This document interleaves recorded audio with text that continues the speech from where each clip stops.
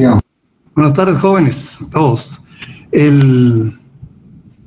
La clase anterior, pues, nos detuvimos un poco en lo que son las fuentes del derecho internacional privado. Y vimos que la ley interna es la fuente más importante del derecho internacional privado, que es de una de las diferencias, ¿verdad?, con el derecho internacional público. Vimos que el derecho internacional público, su fuente principal son los tratados internacionales. Entonces, la ley interna pues se refiere a la legislación interna de cada estado, que contiene normas, ¿verdad?, para solucionar los conflictos de leyes en el espacio. Como les decía, en nuestra legislación contempla pues bastantes normas que tienden, ¿verdad?, a tomar en cuenta el elemento extranjero en nuestro país. Lo encontramos desde la Constitución, ¿verdad?, cuando aparta o reserva para los nacionales ciertos privilegios, ¿verdad?, como la poseer bienes en lugares restringidos únicamente para guatemaltecos, la petición política, habrá el derecho a petición política única y exclusivamente para guatemaltecos, entre otros, ¿verdad? También la Constitución determina la nacionalidad. ¿Quiénes considera Guatemala que son guatemaltecos? Esto también es importante, ¿verdad? Porque desde el punto de vista de ese vínculo jurídico, político, afectivo, económico,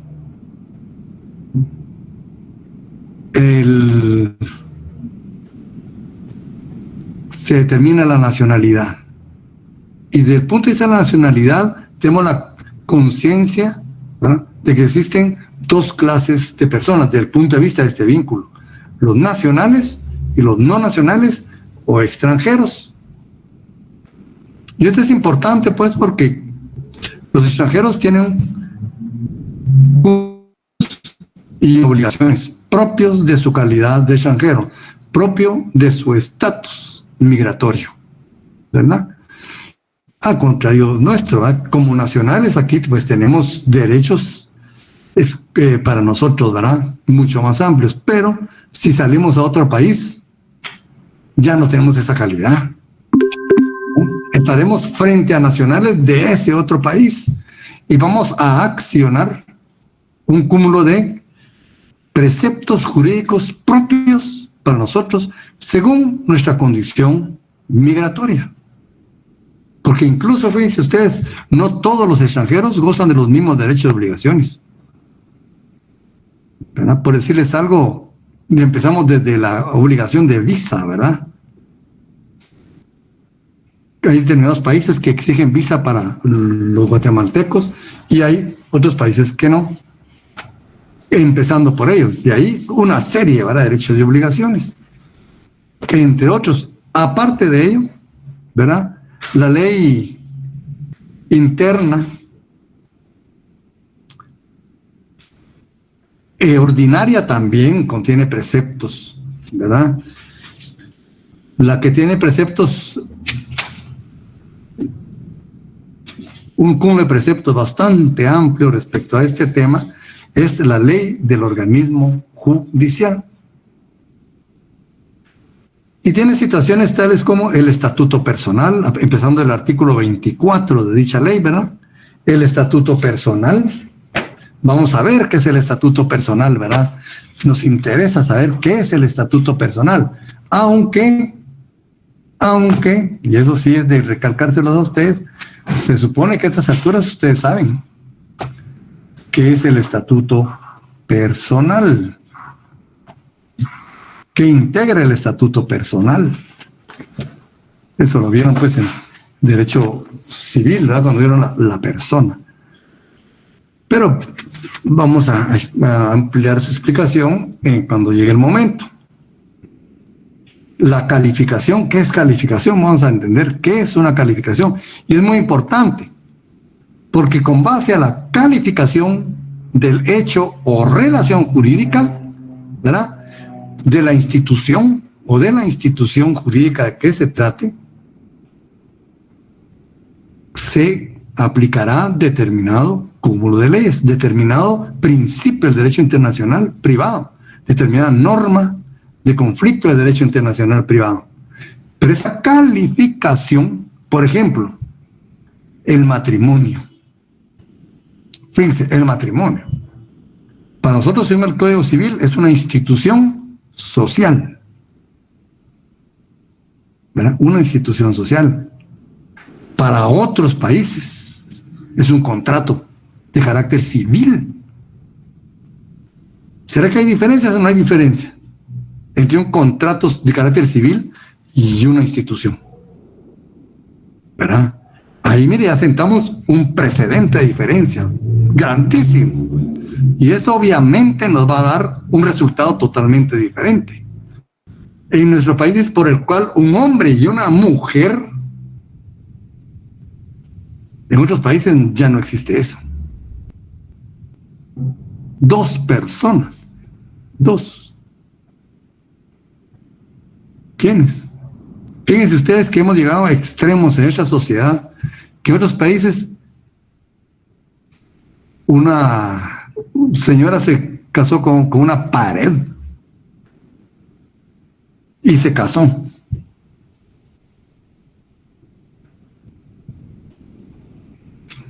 Imagínense cómo estará determinado jurídicamente el matrimonio ahí para que se permita esa situación. Se admite también la poligamia. Pero aquí no, un hombre y una mujer.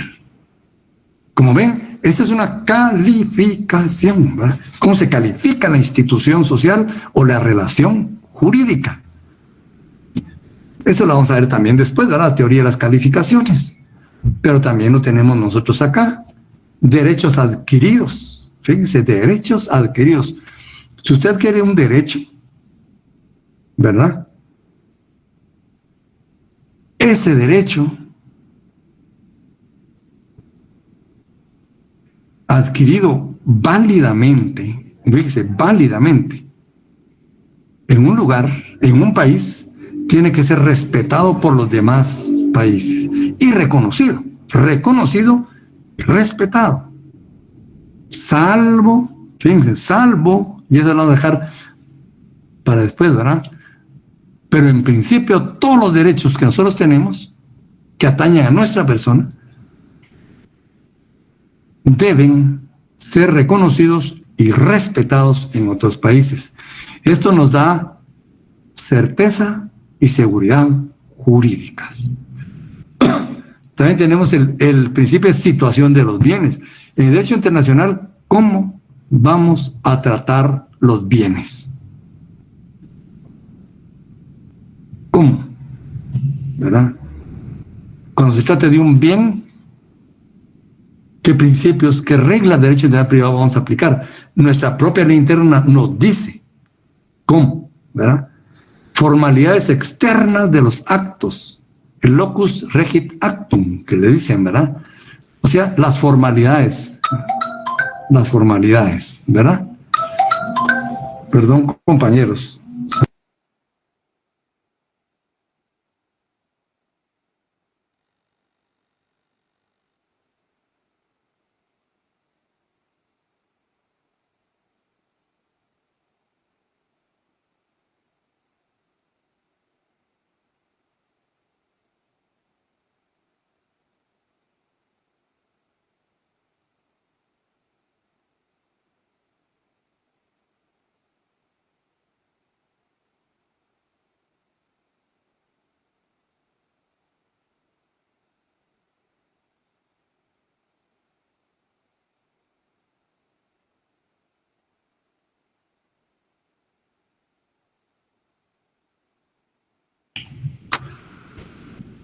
Perdón, compañeros. Continuamos aquí. Necesitamos que tenía que cortar, ¿verdad? Bueno, entonces la situación de los bienes, nuestra ley interna nos dice cómo nosotros, ¿verdad?, en nuestro territorio debemos contemplar las leyes desde el punto de vista de una relación jurídica y los leyes en sí mismos, ¿verdad? Los bienes en sí mismos. También las formalidades de los actos, ¿verdad? ¿Qué forma le vamos a dar a los actos? O qué actos formalmente perfeccionados en otro país vamos a aceptar nosotros. Una compraventa, un matrimonio, ¿verdad? Que es las formalidades del matrimonio, externas del matrimonio, un mandato. Entonces la ley dice cuáles pueden aceptar y cuáles no, o cómo debemos hacerlo nosotros si hay elemento extranjero en Guatemala, ¿verdad? También tenemos lo que son las formalidades, la forma extrínsecas e intrínsecas, ¿verdad? Que son diferentes. Formalidades de forma y formalidades de fondo, ¿verdad? Como el lugar de cumplimiento de los actos, pactos de sumisión, ¿verdad? Ustedes ven los pactos de sumisión, ¿verdad? Cuando vieron los contratos. Creo que ese es Derecho Civil 4, ¿verdad? Ahí vieron el pacto de sumisión.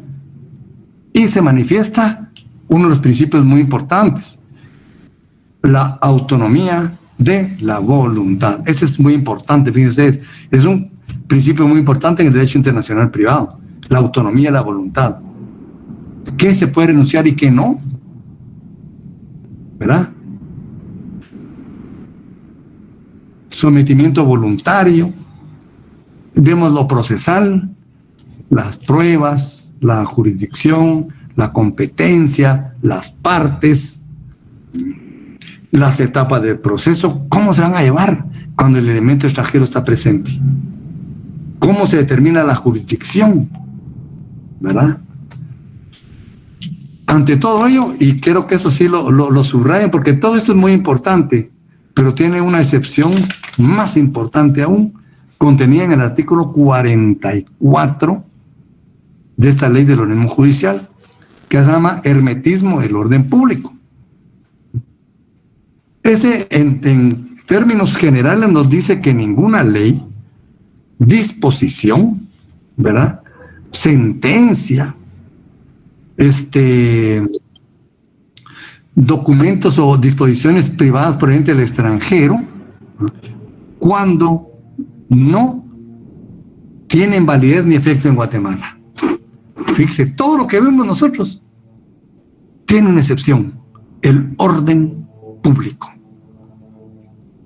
Si contradicen la Constitución, si menoscaban la soberanía nacional, si contravienen el orden público, a nuestra moral, nuestras buenas costumbres, si afectan al estamento social en su estabilidad, ¿verdad? Los estados tienen la potestad de no aceptar la aplicación de leyes extranjeras. Fíjense, hay una excepción muy importante, ustedes, muy importante. Y esa es la discusión que se armó, ¿verdad? Por ejemplo, con los matrimonios igualitarios, ¿qué hacemos en Guatemala? O si podríamos nosotros celebrar un matrimonio igualitario entre dos extranjeros. Ahí pues ya empieza la discusión, ¿verdad? Pero como ven, son situaciones muy importantes que se dan, ¿verdad? Todo eso también lo tenemos, muchos de esos principios también lo tenemos en una ley muy importante. Ese es el Código de Derecho Internacional Privado. Este código pues se ratificó, se aprobó y ratificó en el año 1929, imagínense ustedes. Muchos colegas no les gusta aplicar este código, porque dicen que es antiguo, que no sé qué, pero es ley vigente en Guatemala. Es ley vigente en Guatemala. ¿verdad? Y entonces tenemos que verlo, y tiene principios muy importantes, bastante importantes, ¿verdad? Y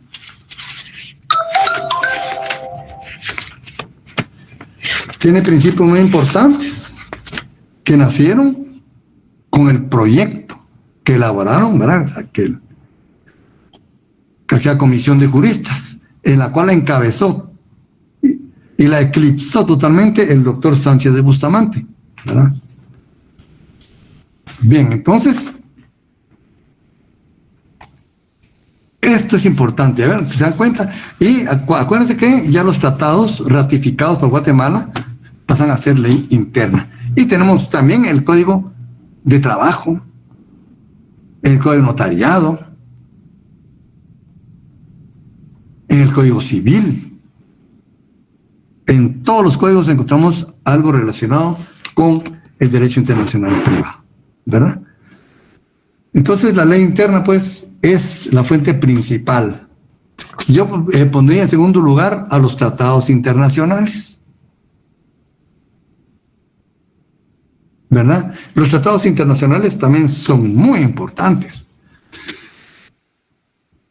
Y hoy en día hay centenas de tratados internacionales en materia de derecho internacional privado.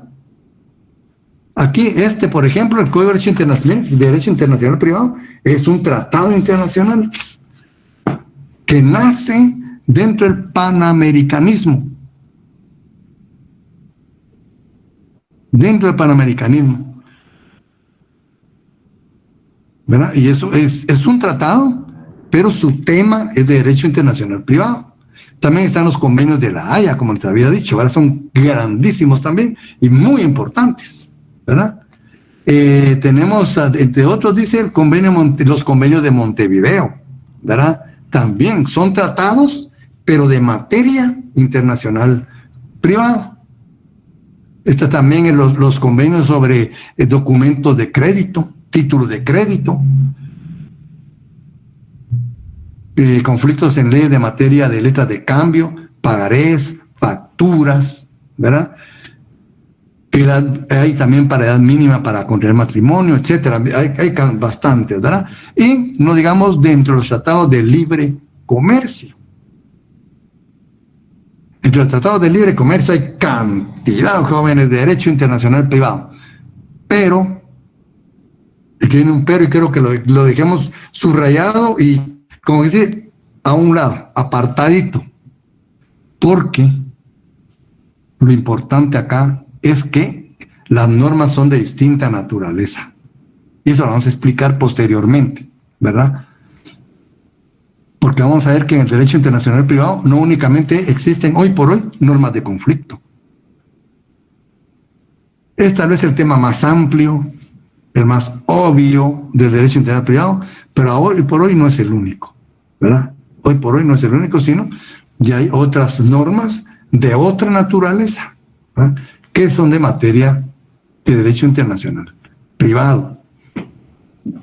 Y ya van a ver que la importancia que tienen. Pero eso se verá en su tiempo. Yo se los digo para que ustedes vayan almacenando esto y quebranse un poco la cabeza cómo es esto, ¿verdad? La costumbre también es importante en el derecho internacional privado, es fuente de este derecho, ¿verdad? Y también es importante, pero con menos importancia que los otros dos para mí, ¿verdad? Entonces, ese actuar repetido, uniforme, prolongado en el tiempo, ¿verdad? O sea, un actuar que responde a un hecho determinado, ¿verdad? De ciertos usos o actos de contenido jurídico en la esfera de relaciones privadas de carácter internacional. El ejemplo para mí más claro de la costumbre internacional, que ahora ya no es costumbre, ¿verdad? Pero así empezó, son los Incoterms. No sé si ustedes ya vieron los Incoterms en derecho mercantil. Lo que es FOB, FAS, todas esas cuestiones. Eso estamos viendo, Lick, apenas ayer. Ah, bueno, eso, pónganle atención porque esas también forman parte son normas de derecho internacional privado en materia mercantil, ¿verdad? Y esas nacen desde el medioevo, desde la época medieval, cuando empezaron a nacer los diferentes estados. Pero entonces, miren qué interesante, hubo un choque, ¿verdad? Entre la rigidez de los sistemas jurídicos nacionales frente a la flexibilidad y agilidad de la actividad mercantil. ¿Se dan cuenta? Entonces, la legislación nacional no podía ir a la par del desarrollo y perfeccionamiento del derecho mercantil internacional. Y se convertía en un valladar, en un lastre. Y la actividad mercantil estaba sufriendo una explosión, ¿verdad? Por la técnica, por el perfeccionamiento de los medios de comunicación, por la multiplicidad de pueblos. Entonces fueron creándose ciertas prácticas en el derecho mercantil que fueron creando como una obligación hacia los comerciantes, fuera de los sistemas jurídicos nacionales. Y así fueron naciendo lo que se llamó la lex mercatoria, ley del mercado, ¿verdad? Lex mercatoria. Y se fue perfeccionando, y hoy, dentro de la lex mercatoria, no es porque no es lo único, dentro de la lex mercatoria están también los denominados incoterms, acompañados de otras situaciones, ¿verdad? De otros tipos de normas. Hay para los bancos, y no me acuerdo qué otra, que nacieron así, en la práctica, fuera de los sistemas jurídicos. Y hoy son de obligatorio cumplimiento. Crean derechos de obligaciones, incluso, fíjense ustedes que dentro de los tratados de ley de comercio se han creado tribunales especiales y han fallado y han resuelto casos haciendo aplicación de la lex mercatoria y de los incoterms. Vamos a ver ese tema también muy interesante, ¿verdad? Un tema muy interesante que nos viene a... Ese tema también en el libro que tienen, se lo desarrollé el doctor Larios. Él me pidió favor y le desarrollé ese tema. Ustedes van a ver, esa es una colaboración mía con él. Y muy importante, esos son temas muy importantes. Entonces, como ven, los tratados y las leyes son bastante amplios, ¿verdad? Y aparte, pues, de los tratados de esta ley, hay otro tipo de normas. Y la costumbre viene también, ¿verdad? Viviendo, desarrollando, alimentando al derecho internacional privado. Y aparte de esas normas que digo, los incoterms, según aquí el doctor Larios, dice que a través de la costumbre también nace lo que es el locus regim actum, ¿verdad? Y algunos otros principios que se aplican al derecho en general y al derecho internacional privado en particular. Otra fuente es la jurisprudencia. Digamos que la jurisprudencia aquí puede ser nacional o internacional. Ya tribunales internacionales en materia mercantil, en materia de comercio. Dentro de los tratados de libre comercio, casi todos los tratados hacen sus propios tribunales. Ellos crean jurisprudencia. También los organismos internacionales como la ONU, la OEA, ¿verdad? En los diferentes fallos pueden también crear jurisprudencia. La jurisprudencia es importante porque le imprime dinamismo al derecho, ¿verdad? A veces resuelve casos que con la propia ley así en sentido estricto no podría, sino quiere el razonamiento, ¿verdad? De un ente especializado, con experiencia, con mucha raigambre de prestigio, ¿verdad? Porque regularmente la jurisprudencia, ¿quiénes lo crean? Los más altos tribunales de nacionales y los tribunales especializados en el derecho internacional privado, ¿verdad? Entonces, estos pueden ser utilizados para posteriores casos. La doctrina no se diga, miren, si alguna rama del derecho, y eso sí se quiere subrayarse, ¿no? Si alguna rama del derecho se alimenta tanto de la doctrina, es el derecho internacional privado. Yo siento que la doctrina ha impulsado el perfeccionamiento del derecho internacional privado bastante decididamente, ¿verdad? Tenemos cientos de autores, que son en la bibliografía del programa, ven ustedes tanto autor que hay. Personas calificadas que se han dedicado al estudio, ¿verdad?, del derecho internacional privado y aportan bastante, ¿verdad?, a esta rama del derecho. Donde vamos como el doctor Sánchez de Bustamante, ¿verdad?, y los europeos, ¿verdad?, que tienen una batería grandísima de grandes pensadores, así como América también. Aquí en América hay muy buenos estudiosos del derecho. México tiene muy buenos, ¿verdad? Centroamérica también. Guatemala tiene como 3, 4 muy buenos. Y he leído libros de Costa Rica, ya antiguos. Regularmente, actualmente no hay muchos autores, pero antiguamente habían Costa Rica, he leído Costa Rica, de Guatemala principalmente, y en Sudamérica también tenemos colombianos, argentinos, brasileños, uruguayos, chilenos, de muy buena calidad, ¿verdad? Y han aportado, tanto como los europeos, al perfeccionamiento del derecho internacional privado.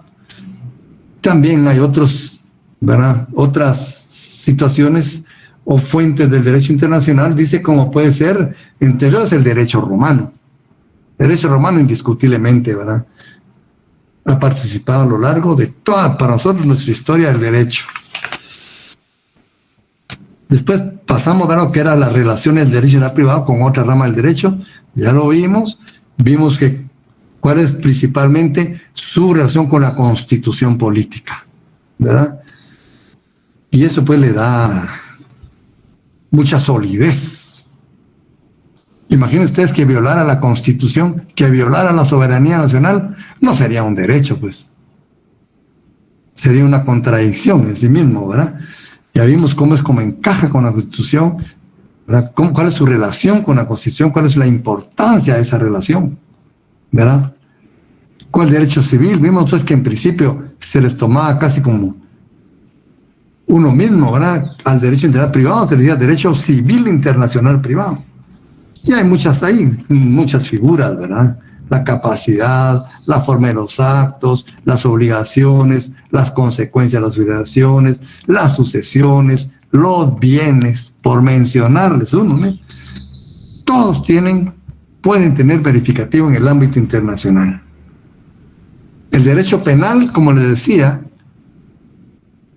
lo más importante acá es pensar, ¿verdad?, que en principio y generalmente, pues, el derecho penal es básicamente un derecho territorial. Se aplica por igual a cuantos se encuentren en el territorio nacional, sean o no nacionales. Como digo, el delito de homicidio, en la misma forma, con los mismos elementos y las mismas consecuencias en atención a sus agravantes y atenuantes, tendrán todas las personas, sin importar su nacionalidad, aquí en Guatemala. El de hurto, el de robo, etcétera, ¿verdad? Vamos a ver que hay excepciones a la regla, porque hay excepciones a la regla, pero cuando entremos a ver el derecho penal, vamos a analizar bien estas normas, ¿verdad? Pero en principio, así se tiene. La ley penal es eminentemente territorial. El que comete un delito en el territorio nacional es juzgado en atención a la tipificación del hecho punible por el cual se le juzga, ¿verdad? No importando su nacionalidad. El derecho procesal también, ¿verdad? Ese tiene un principio que se llama lex fori, que para todo lo procesal se aplica la ley del foro, ¿verdad? Y desde ese punto de vista vemos también que el derecho procesal es territorial, ¿verdad? De lo procesal dice, miren nuestra ley de orden judicial. La competencia jurisdiccional de los trámites nacionales con respecto a personas extranjeras, miren qué claro hablan, sin domicilio en el país, el proceso y las medidas cautelares se rigen de acuerdo a la ley del lugar en que se ejercite la acción. Imagínense, si la acción se ejercita en Guatemala, pero si la acción se ejercita en otro país y involucra a Guatemala, Guatemala que dice, bueno, yo respeto, ¿verdad?, que todas las situaciones se lleven con atención a la ley en la que se interpuso, en la que se ejercita la acción. Es el principio que respeta a Guatemala. Por eso se llama lex fori, la ley del lugar donde la acción se está elucidando. De ahí viene lo que es la jurisdicción, ¿verdad? Pero como ven, el derecho procesal, pues, también viene siendo territorial, ¿verdad? La acción judicial, la competencia, la jurisdicción, la cosa juzgada. Ese tema es muy importante, la cosa juzgada en el ámbito internacional, ¿verdad? Con el derecho laboral también vemos, pues, una cuestión hasta de mucha discusión es cuál es la naturaleza del derecho laboral. Guatemala, ¿cómo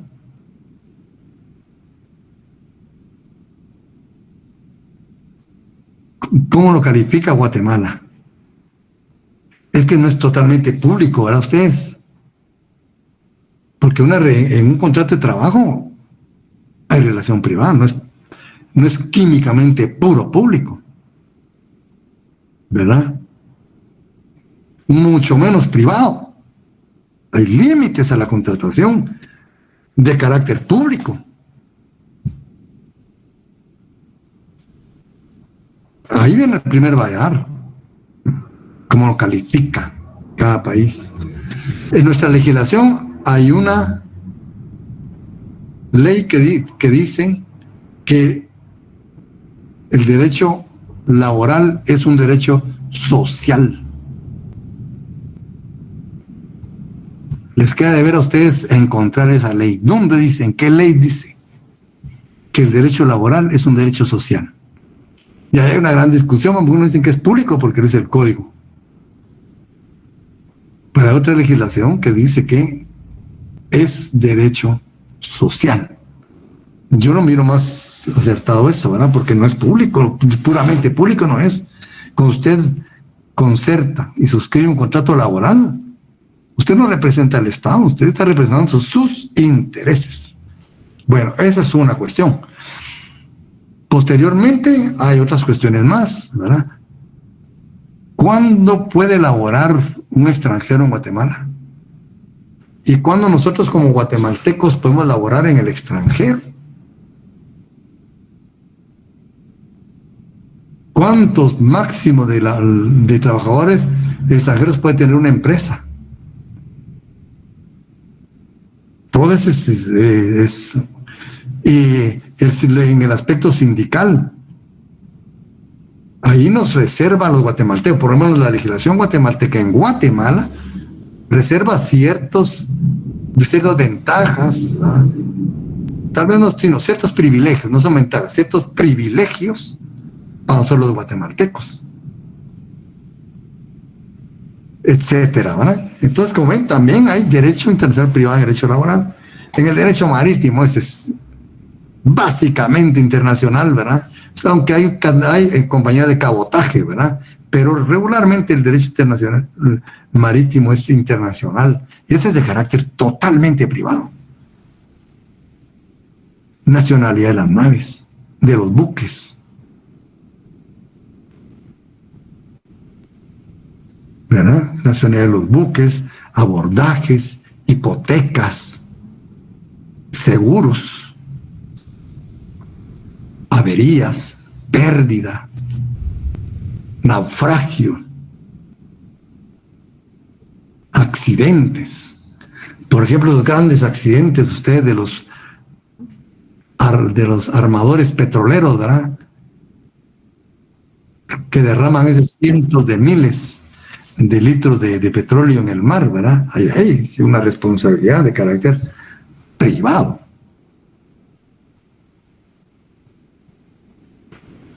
Entre tantos otros, ¿verdad? Con el derecho aéreo no digamos ustedes, el derecho aéreo es también relativamente joven, ¿verdad? Relativamente para todos los derechos que hemos visto, ¿verdad? Que son antiquísimos.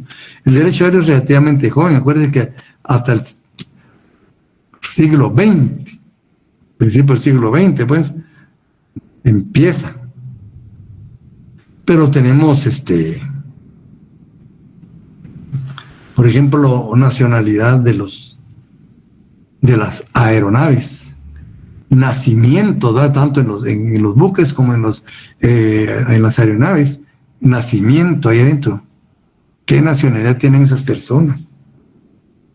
Hipotecas aéreas, responsabilidades también, ¿verdad? Por avería, pérdida, accidentes, retrasos. ¿Cuánta gente no se les ha perdido sus valijas y no llegan? Nunca. Si ustedes vienen a los aeropuertos, hay bodegas de valijas perdidas.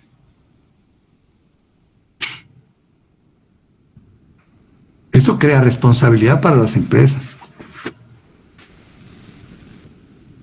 Como el derecho espacial, ahora que va en auge, ¿verdad ustedes? Y como ven, ya la iniciativa privada ya está participando activamente en la exploración espacial. Y ahora con los nuevos telescopios, ¿verdad? Este nuevo telescopio que está en el universo nos abre camino, ¿verdad? Para poder visualizar también hacia dónde podríamos ir en el universo. Se están inventando nuevos métodos para impulsar los motores. China tiene, parece que un nuevo invento que reducir no sé cuántas veces el tiempo de transporte en el espacio. Y están tras la búsqueda de la antimateria, que sería el santo grial de la velocidad en el espacio. Imagínense, entonces, ahorita este es el espacio sideral. Empieza a nacer y propone muchísimo para la humanidad. Incluso, como yo les decía, ya están proyectando asentar sociedades humanas en Marte.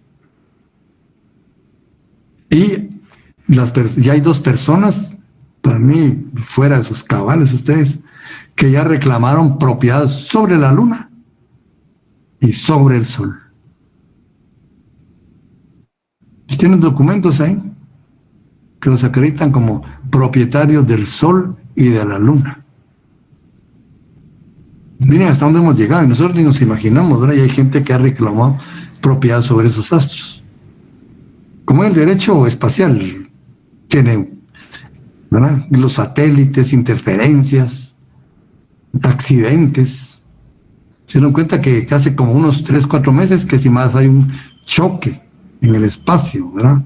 De una empresa privada y de la agencia china del espacio. Estuvo muy cercano a ver un accidente en el espacio. Y todo esto, miren, que es posible, ¿verdad? Con el derecho administrativo también, regularmente las concesiones, ¿verdad? Con el derecho fiscal, la doble tributación, documentos que acreditan pago de impuestos, etcétera. Derecho mercantil también es grandísimo, ¿verdad? que han sido los primeros derechos que se han puesto a la vanguardia del derecho internacional privado. Ahí pues capacidad de comerciante, calidad de comerciante, no sé si me investigaron eso, si les dio curiosidad por ver cuál es la diferencia entre capacidad de comerciante y calidad de comerciante.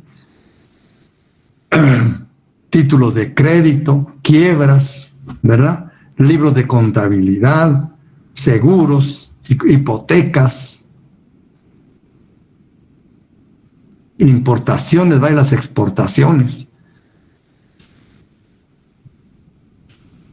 derecho financiero y derecho internacional público, como habías dicho, se ven entre las semejanzas y las diferencias, ¿verdad? Y su relación. La semejanza, pues, como habíamos dicho, ¿verdad? El derecho, el ámbito internacional, ¿verdad? Eso es importante, ahí sí no nos podemos perder, ¿verdad? Descansan, dice, en la comunidad jurídica internacional, en la coexistencia pacífica y civilizada de los pueblos y en la búsqueda de la seguridad y certeza jurídicas. Su relación. La relación se da más que todo en los tratados internacionales de materia internacional privada.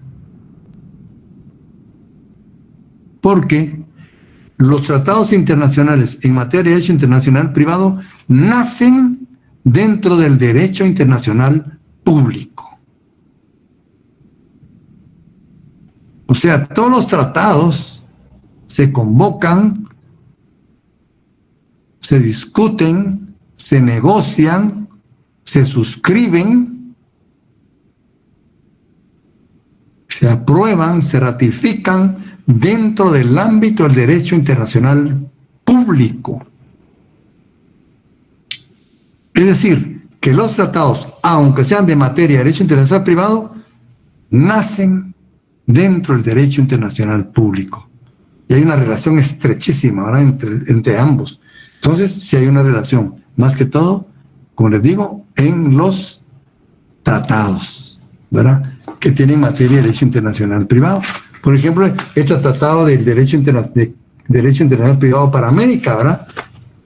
¿Cómo se negociaron? ¿Cómo se llevaron a cabo? Dentro del derecho internacional público, pero crearon materia de derecho internacional privado. Ahí existe una relación muy importante. Pero también hay diferencias en cuanto al objeto, ¿verdad?, y sujeto. El público se refiere principalmente a la relación entre estados, ¿verdad?, y otros sujetos del derecho internacional, los organismos internacionales, entre otros, ¿verdad? Mientras que el derecho internacional privado, ¿qué? Se ocupa de los límites en el espacio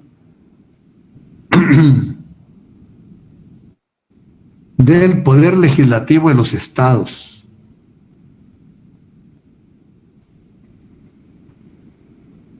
¿Verdad?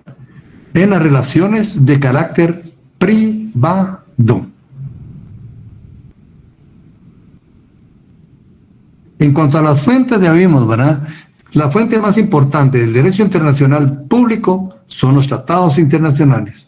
La fuente más importante del derecho internacional privado son la ley interna de cada estado. Las sanciones, el derecho internacional público, pues, a través del derecho internacional público, ¿verdad?, la conciencia internacional, la actividad concertada de las naciones, ¿verdad?, pues los bloqueos, los embargos económicos, las cuarentenas, los ultimátum, todo eso se ven del derecho internacional público. En el derecho internacional privado, la sanción queda en el poder judicial, básicamente, ¿verdad?, de cada estado. Sus órganos, ¿verdad? El público no acepta, pues, acepta básicamente al Estado, ¿verdad? No únicamente, porque ya vimos que ese concepto, esa definición ya se amplió, ¿verdad? Pero básicamente el sujeto privilegiado, el sujeto perfecto del derecho internacional público es el Estado, ¿verdad? Mientras que el privado queda bajo la potestad y jurisdicción, ¿verdad?, de las leyes nacionales.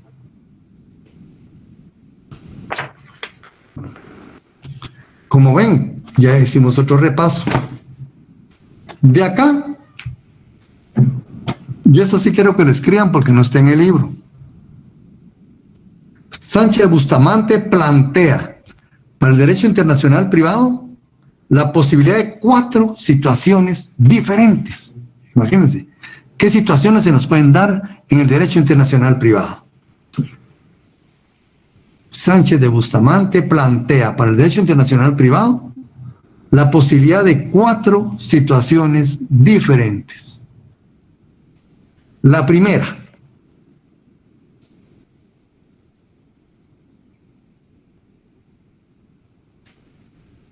situación que puede darse es la del extranjero y su relación con las leyes del país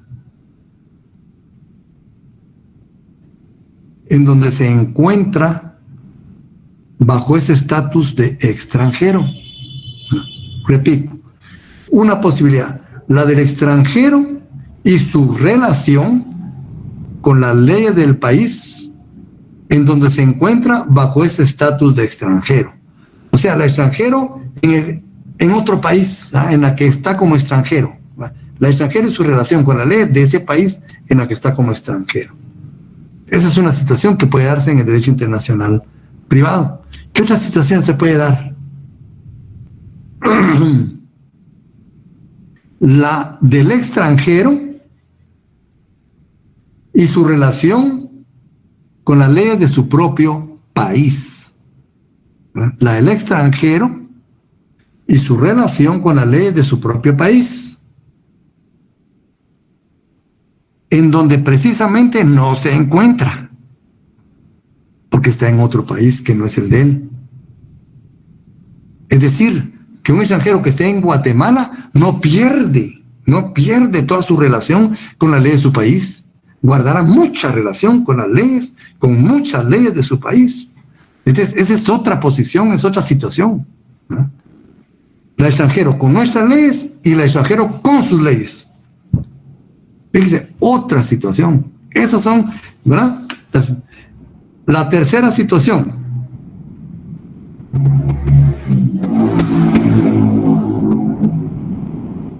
La del nacional que no sale de su país. Hay personas que jamás han salido de Guatemala,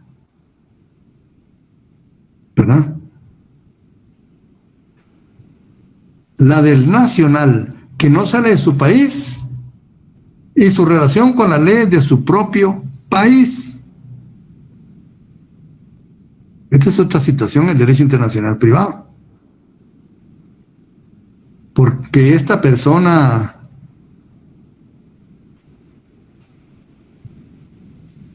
no quiere decir que nunca, ¿verdad?, por el hecho de no salir de aquí, nunca tenga la posibilidad de mantener relación con personas de otro país. Pero si estoy aquí, tengo un cúmulo de derechos y obligaciones. Y eso también afecta al derecho internacional privado. Y la cuarta situación que puede darse, según Sánchez de Bustamante, es la del nacional, que no, y su relación con las leyes extranjeras. ¿Será posible, jóvenes, que no saliendo de nuestro país existe la posibilidad que tengamos en algún momento relación con leyes extranjeras? Puede darse. Imagínense, solo un ejemplo, ¿sí? Luis David. Sí, perdone, tal vez en las dos me preguntaste si aplicaba lo del matrimonio. Si quisiera casarme con una mujer extranjera, yo nunca he salido de mi país y me preguntaba si aplica la 3 y la 4. Porque no lo escuché bien, fíjese, no lo escucho. Si no sale de su país y su relación con sus propias leyes, o sea, ¿Ah? mis propias leyes, pero también la extranjera, con lo que se habla de la mayoría de edad y todo, tendría que Así ver. es. Ajá. Sí. Con otra que no salgo del país, pero la misma situación, sí trata en las dos. Sí, mire, por ejemplo, la del nacional que no sale de su país y su relación con las leyes de su propio país, ¿verdad? Ahí no hay ningún problema. En principio no existe conflicto de leyes en el espacio, ¿no? Ahí estamos claros. Pero, ¿no?, puede existir otra situación, la del nacional que no sale de su país, ¿verdad? Pero, y su relación con las leyes extranjeras, porque para que nosotros tengamos relación con leyes extranjeras, no forzosamente tenemos que salir de nuestro país, como usted bien dice.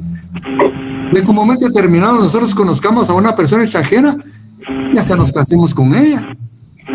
O puede que un familiar nuestro, de que lo hecho lo hay afuera, principalmente en los Estados Unidos, ¿verdad?, fallezca allá y seamos sus únicos sucesores y dejó bienes, tal vez allá donde murió y en otros países. Y no hemos salido del país, pero en ese momento ya tenemos relación con ella de otro país. Y accionamos el derecho de edad privado, aunque no salgamos, ¿no? Entonces, para Sánchez Bustamante se pueden dar estas 4 situaciones en el derecho internacional privado, ¿verdad? Entonces dice, estas 4 situaciones se atienden con los 3 tipos de normas. Está las de orden público internacional, esas las vamos a ver, ¿verdad? Las de orden público interno y las de orden privado. Con esas 3 leyes, aplicando la Escuela de La Habana o Escuela de Bustamante, vamos a atender todos estos casos. Y estas leyes las tenemos ya como legislación en el Código de Derecho Internacional Privado, en su artículo 3. Para los que tengan curiosidad, que lo lean, que lo analicen, ¿verdad? Artículo 3 del Código de Derecho Internacional Privado. Está como comprimiendo la Escuela de La Habana. Ahí está comprimida la Escuela de La Habana. Entonces dice Sánchez Bustamante, estas 4 situaciones se atienden con los 3 tipos de normas jurídicas. Él encuentra 3 tipos de normas jurídicas en el ámbito internacional privado. Las de orden público internacional, pueden ponerle territoriales entre paréntesis. La de orden público interno, pueden ponerles personales, ¿verdad? Y las de orden privado, que se puede llamar voluntarias.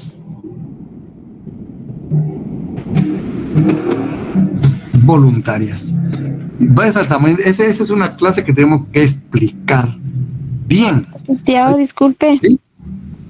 ¿Cómo dijo la primera? La de orden público internacional. Sí.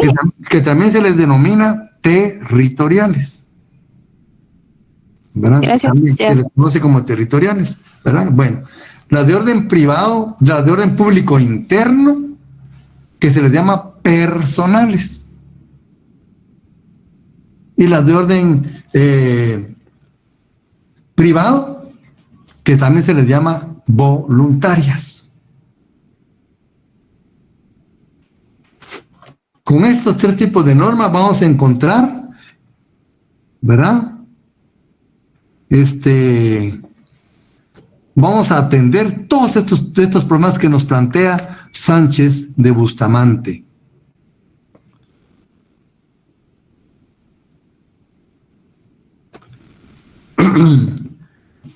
Aplicadas en atención a una escala de valores.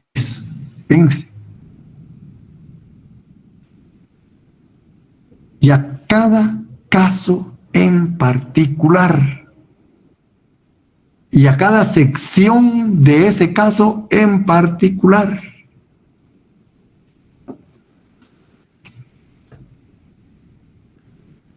Por lo tanto, el derecho internacional privado es relativo. ¿Se acuerdan de aquella máxima? El hombre es la medida de todas las cosas. Como dicen, todo depende del cristal con que se mire, ¿verdad? Eso es, ¿verdad? Ese es el relativismo, ¿verdad? ¿Y por qué es relativo el derecho internacional privado? Porque se basa en una escala de valores. Y cada sociedad tiene su propia escala de valores. Y vamos ya pues conociendo más, ¿verdad?, el derecho internacional privado. Entonces, la labor intelectual en el derecho internacional privado consiste en determinar qué relaciones jurídicas ubicamos dentro de cada grupo de leyes.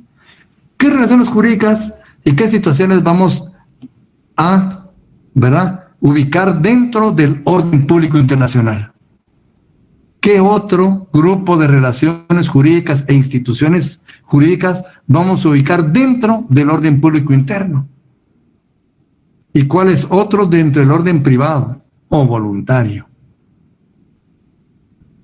Eso va a depender del derecho interno de cada estado.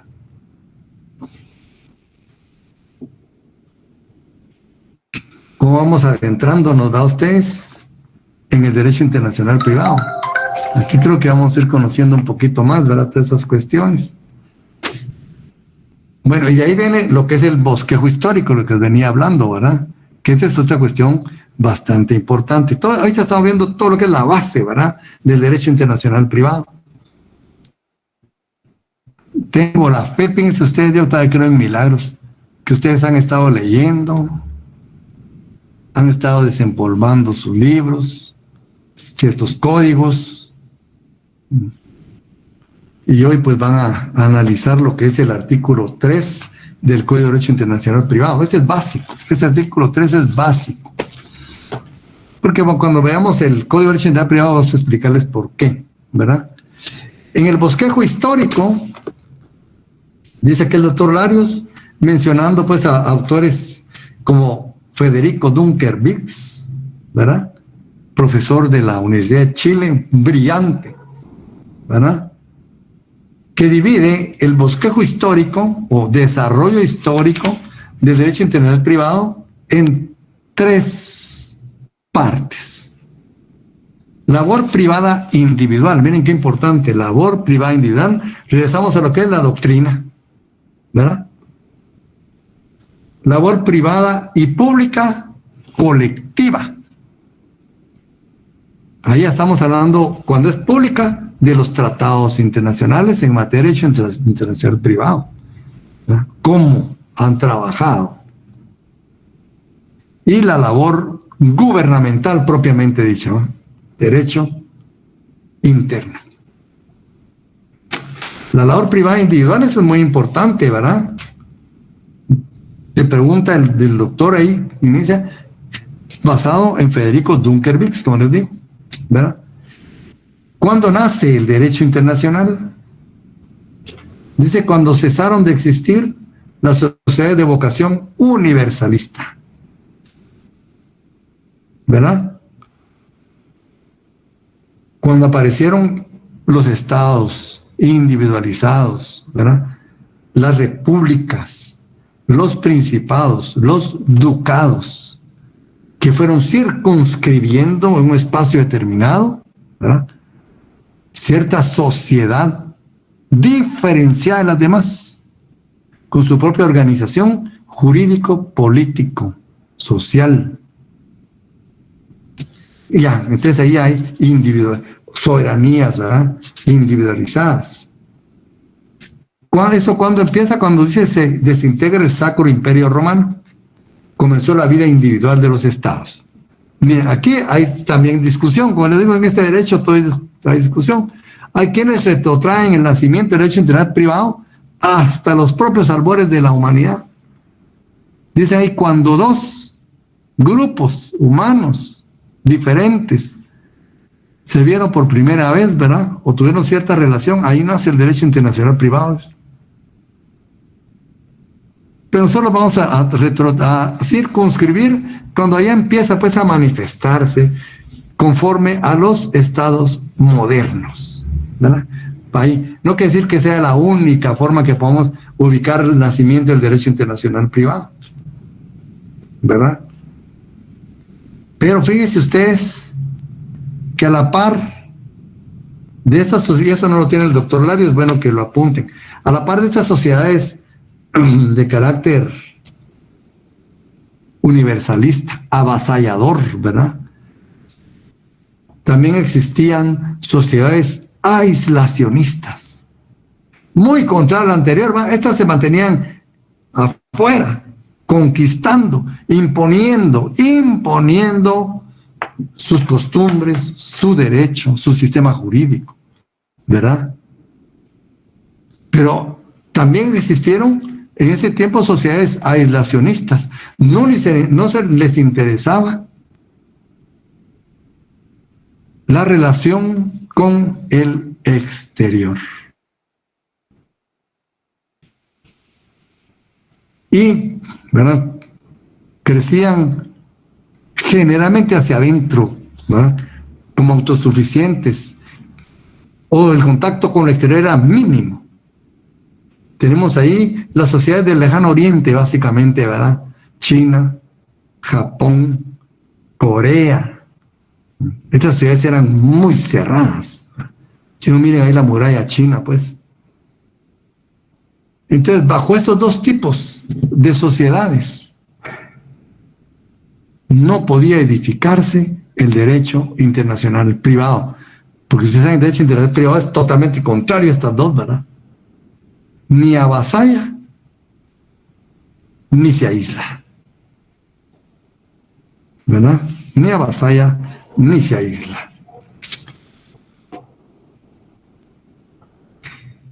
Entonces, el derecho romano, pues, aunque existiera un derecho para los extranjeros, ustedes ya vieron, verán, eso era el derecho, el pretor peregrinus, ¿verdad?, que no se aplicaba a los ciudadanos romanos, sino que se aplicaba a las personas que no eran, ¿verdad? Pero no se les aplicaba en respeto a su nacionalidad, sino se les aplicaba el derecho romano. Roma, pues, no reconocía otras costumbres, otros derechos, ¿verdad?, y aplicaba el derecho romano directamente a estas personas. Ahí no podemos estar hablando de derecho internacional privado. Con esto llegamos a la Edad Media, ¿verdad? Cuando cae, ¿verdad?, el Sacro Imperio Romano. Entonces empiezan a formarse, empiezan a surgir unidades económico-políticas y sociales. Llámese las repúblicas, llámese los reinados, ducados, señoríos, ¿verdad? Grandes ciudades, ¿verdad? Entonces, la Edad Media se divide en dos etapas. Eso tampoco lo tiene el doctor Larios, ¿eh? El doctor Larios empieza desde la segunda etapa, ¿verdad? Pero hay una primera etapa, ¿verdad? Eso le expone el doctor Federico Dunkervix, ¿verdad? Hay una primera etapa. En la primera etapa de la Edad Media, ¿verdad?, prevaleció lo que se le llamó la personalidad absoluta del derecho. Con la personalidad absoluta del derecho, ¿verdad? ¿Qué significa eso? Voy a ponerles un ejemplo, ¿verdad? Vamos a ponerles un ejemplo. Las personas agarraban su mochila y metían todo su sistema jurídico en su mochila, ¿verdad? Y con todo su sistema jurídico, eso es un símil, ¿verdad?, viajaban por el mundo. Y cualquier situación que sucedía, exigían la aplicación de su derecho. De su derecho, ¿verdad? A eso se le llamó personalidad absoluta del derecho. Todas las personas andaban con su propio sistema jurídico. ¿Creen ustedes que era factible vivir bajo esa situación? ¿Ah? Era muy difícil. ¿Por qué? ¿cómo podía exigir cada persona que se aplicara su propio derecho? Entonces, este sistema, esta situación fue inviable, ¿verdad? No se podía desarrollar el mundo, ni el comercio, ni las relaciones entre las personas de diferentes territorios con esta situación. Aún hoy en día sería imposible aplicarle a cada persona su propio derecho. No sería factible ni recomendable, porque en un momento determinado no se puede aplicar todo su sistema jurídico a una persona. Entonces la sociedad de la Edad Media se resiente viendo que ningún juez podía hacer acopio de los diferentes sistemas jurídicos que existían, y sobre todo también afectaba al Estado que intentaba aplicarlos. Y se pasa a otra posición totalmente diferente. Con que se plantea otra contraposición. Dicen, bueno, la personalidad absoluta del derecho no funciona. Entonces, radicalmente se pasan a la otra posición, la territorialidad de la ley. Esta territorialidad de la ley venía muy apegado a lo que es la soberanía del Estado. Algunos de ustedes se acaban de salir de un imperio universalista, avasallador, subyugante, que no respetaba los diferentes sistemas jurídicos, y se pasan al otro extremo, ¿verdad? Aquí lo que pasa es que confunden soberanía con propiedad, y esta confusión pues creó esta situación tan anómala, ¿verdad? ¿Y qué sucede? Pasamos de la personalidad absoluta del derecho a la territorialidad absoluta del derecho. ¿Qué significa esto? ¿Verdad? En lugar de que cada uno anduviera con su propio sistema jurídico, no. Los estados dicen, no vamos a reconocer ningún derecho más que nuestro propio derecho. Y vamos a aplicar a toda persona que se encuentre aquí, vamos a aplicar todo nuestro sistema jurídico. Y no nos va a importar de dónde venga. Entonces vamos a aplicar todo nuestro derecho a todas las personas en nuestro territorio. Ven, se pasa de un extremo a otro extremo. Y empiezan a aplicar pues en ejercicio la soberanía, todo su sistema jurídico a todas las personas. Y entonces acá ya no vamos a reconocerle su derecho, ningún derecho a ninguna persona. En atención a la aplicación absoluta de nuestro sistema jurídico. ¿Qué creen ustedes? ¿Funcionó o no funcionó? Ahí está el problema.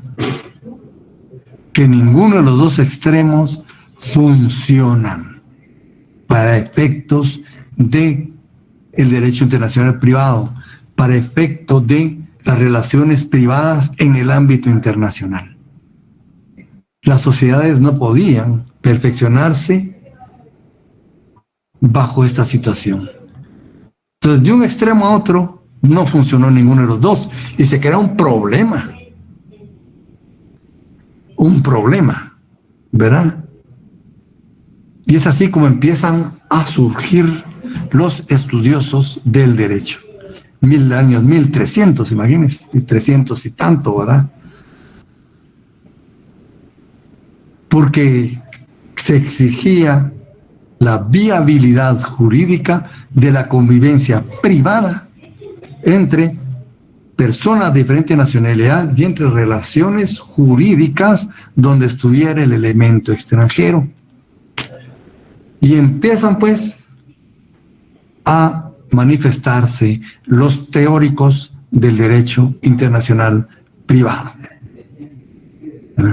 Y nacen las diferentes escuelas del derecho internacional, empiezan a nacer las diferentes escuelas del derecho internacional privado. la escuela italiana, la escuela francesa, la escuela holandesa principalmente. Son las tres escuelas principales que nacen. De ahí viene la escuela angloamericana, ¿verdad?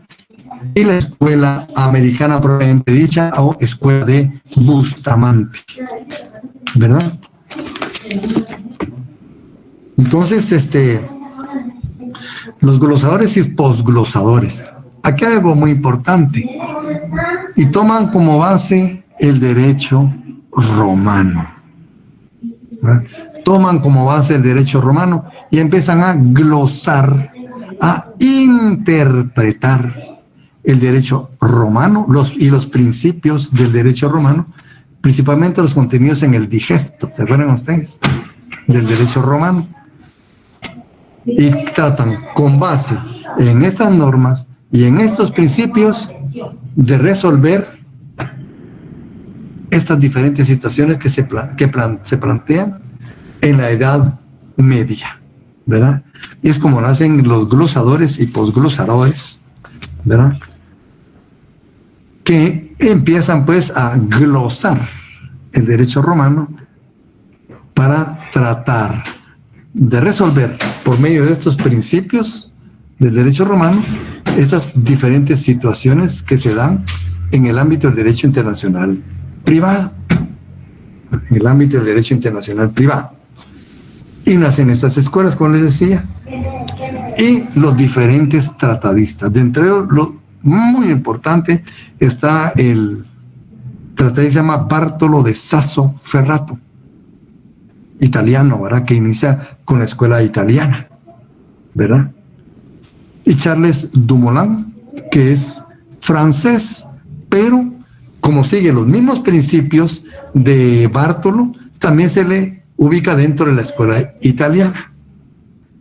¿Qué es lo importante que aporta el tratadista Sasso Ferrato al derecho internacional privado? En primer lugar dice, no pueden crearse reglas generales para el derecho internacional privado.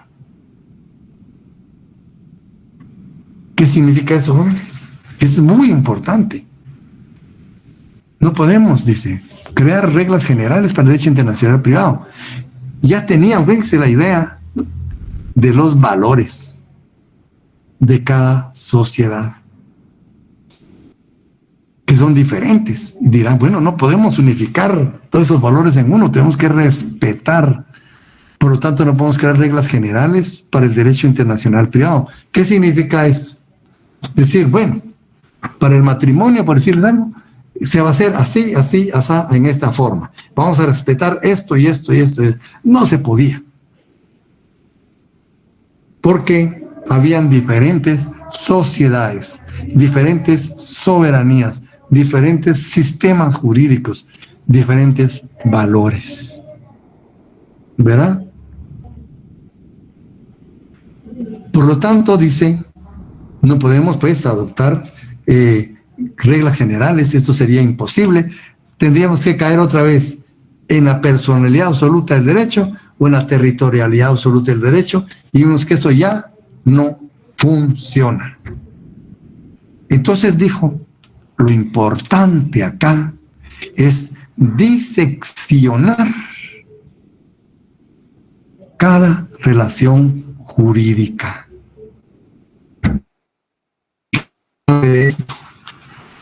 Fíjense ustedes, en una compraventa, ¿cuántas situaciones podrían darse? En una compraventa en el ámbito internacional privado pueden darse problemas respecto a la capacidad. Ahí hay un problema. Este señor que viene del extranjero, ¿es capaz o no es capaz? Entonces, ¿cómo podemos dilucidar su capacidad? Decía él, ¿cómo podemos dilucidar su capacidad? Esta es una sección de una relación jurídica, la capacidad. Pero también hay otro problema. ¿Qué otro problema puede presentarse en una compraventa? La forma del contrato. Bueno, Si los dos otorgantes son extranjeros y quieren contratar aquí, en nuestro país, ¿qué forma le vamos a dar al contrato? Miren, ese es diseccionando, es otra situación que puede darse.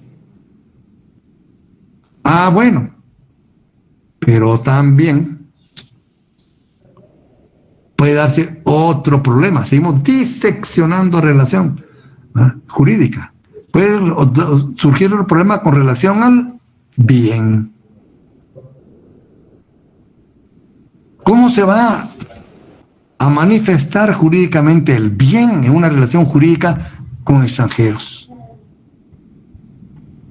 Y entonces, a cada uno de estas situaciones fue proponiendo una solución.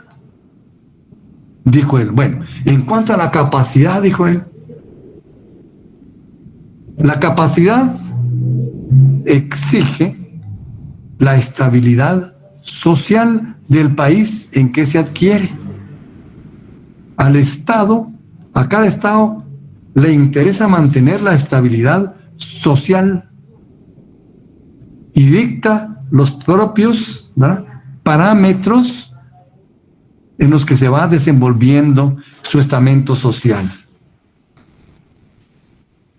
En principio, ¿verdad?, la situación social de esta persona no nos interesa a nosotros, ¿verdad?, le interesa al Estado del cual viene. Y este Estado nos va a decir, en atención a su propio interés, si esta persona él la considera capaz o no, dice él. Entonces concluye Bartolo diciendo, bueno, entonces para el Estado de la capacidad debemos abocarnos a la ley personal. Por lo tanto, dice, no puede haber una regla general para la compraventa, porque tenemos que diseccionarla. Entonces, el problema de la capacidad en la compraventa la vamos a resolver con la ley personal. Miren qué interesante ustedes, ¿verdad? Pero también puede darse otro problema con relación a la forma. Si son dos extranjeros, ¿qué forma le voy a dar al contrato? Entonces dice él, los contratos y su forma le interesan al Estado en el cual se están otorgando, porque ahí van a ser. Entonces, su formalidad tiene que atenderse con relación al Estado en el cual se perfecciona, se otorga el contrato. Entonces, para la forma ya no vamos a aplicar la ley personal, ya no funciona en la forma.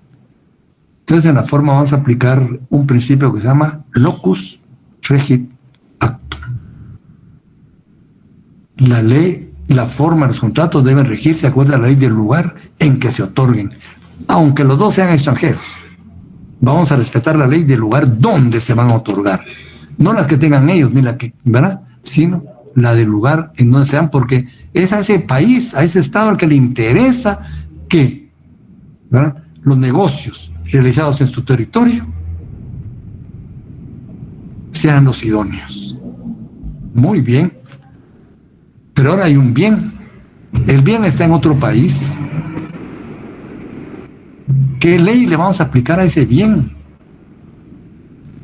Imagínense, dice, si hay bienes reservados para los nacionales, hay otro problema, ¿verdad?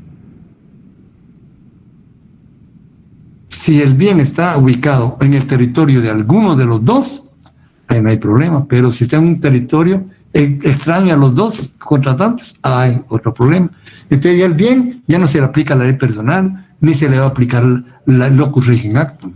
Al bien se le va a aplicar otro principio, al que se denomina lex rei citae. Es decir, dice él, los bienes deben de regirse de acuerdo a la ley del lugar en que se ubican, de acuerdo a la ley del lugar en que están. Entonces, mire cómo se ha perfeccionado la compraventa. ¿Cómo se ha perfeccionado la compraventa? ¿Verdad? Entonces, por eso es que Bartolo concluye, no pueden, ¿verdad?, procederse en el derecho internacional privado por medio de reglas generales. El matrimonio va a ser a los 18 años, se va a arreglar. No, no se puede. ¿Ah? Hay que ver la capacidad de las partes, su ley personal. Igual en la compraventa, ¿verdad? Su ley personal y su capacidad de acuerdo a la ley personal. Como ven, esta es una introducción a lo que vamos a continuar viendo en, si Dios lo permite, en la otra clase. Hoy, por el momento lo dejamos por acá. Como ven, cómo vamos avanzando y cómo van naciendo esos principios que hemos estado viendo, ¿verdad? O sea, son necesarios. Por eso el derecho individual privado es utilitario, porque no nace de un capricho, nace de una necesidad. Muy bien, compañeros, dejamos por el momento acá, por si no hay alguna consulta. Muchas gracias, licenciado. Feliz noche. Bueno, muy bien, Gracias, compañeros. licenciado. Se cuidan, jóvenes, Feliz noche. pasan bien y se portan bien el fin de semana. Feliz noche. Buenas noches, licenciado. jóvenes, con el